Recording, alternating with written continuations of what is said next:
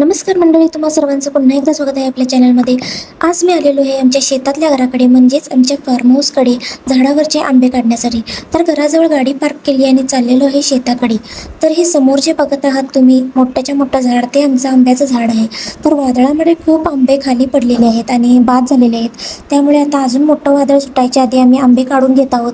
व्यवस्थित पाडाला देखील आलेले आहेत आंबे. आता बघू शकताय तुम्ही, पिवळसर झालेले आहेत थोडेफार. आणि ही मोठीच्या मोठी काठी तयार केलेली आहे आंबे काढण्यासाठी, कारण एकदम टोकापर्यंत चढता येत नाही आणि झाडावरती मुंग्या देखील खूप आहेत, त्यामुळं रिस्की आहे चढणं.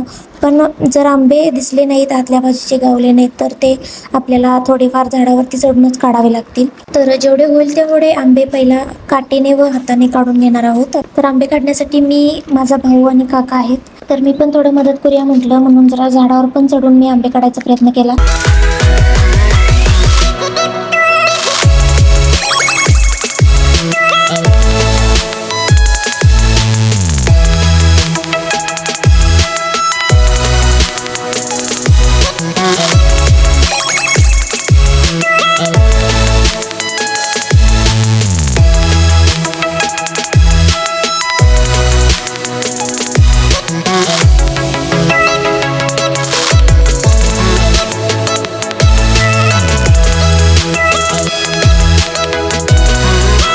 तर गाईज, आमच्या शेतात 2 आंब्याची झाडं आहेत. हे बघू शकताय तुम्ही, एका झाडावरचे आंबे अजून व्यवस्थित पाडाला आलेले नाही आहेत, म्हणून काढत नाही आहोत.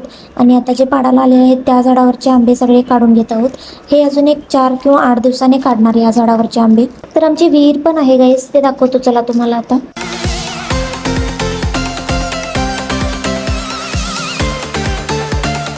इथे समोर पट्टीच्या एंडिंगला जे तुम्हाला बांध दिसत आहे, तिथे आहे आमची विहीर. तर हे आहे विहिरीजवळचं आंब्याचं झाड, ज्याला कधीच आंबे लागत नाहीत. 1च वर्ष लागले होते, त्यानंतर कधीच लागले नाहीत. आता इकडे कोण जास्त येत नसल्यामुळे इथे काहीच मेंटेनन्स केला नाही आहे गाईज. तुम्ही बघू शकता, इथे खूप सारे झाडं, काट्या, दगडं वगैरे आहेत आणि चालायला पण जागा नाही आहे, बघू शकताय तुम्ही. तर आम्ही लहान होतो त्यावेळी ह्याच विहिरीमध्ये पोहायला शिकलो सगळेजण. आणि इथे खूप सारे साप पण आहेत. आम्ही पोहताना विहिरीमध्येच आम्हाला 2-3 वेळा साप भेटलेले आणि आमच्या पायाच्या मधूनच साप गेले होते. आम्ही भिवून गार झालो होतो सगळी. आणि इथे झाडावरती पण खूप सारी घरटी असायची, पण आता सध्या काहीच नाही आहे. ही विहीर एवढी खोल आहे गाईज की बांधाकडचं एक मोठंच्या मोठं झाड तुटून या विहिरीमध्ये बुडलेलं आहे. पण आम्ही पोहताना आम्हाला जरा देखील ते झाड कुठे पायाला वगैरे लागत नाही, इतक्या खोल जाऊन ते बुडलेलं आहे. चला मग आता रिटर्न जाऊया. आंबे काढून झाले असतील, बघूया.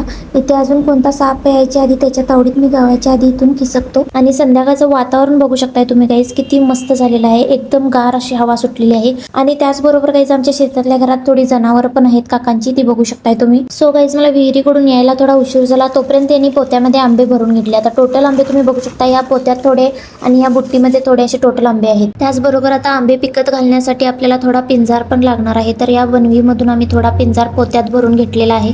आणि आता सगळा माल आम्ही गाडीत टाकून घरी निघालेलो आहे. आता घरात गेल्यावर तुम्हाला दाखवतो की आंबे कसे पिकत घालायचे.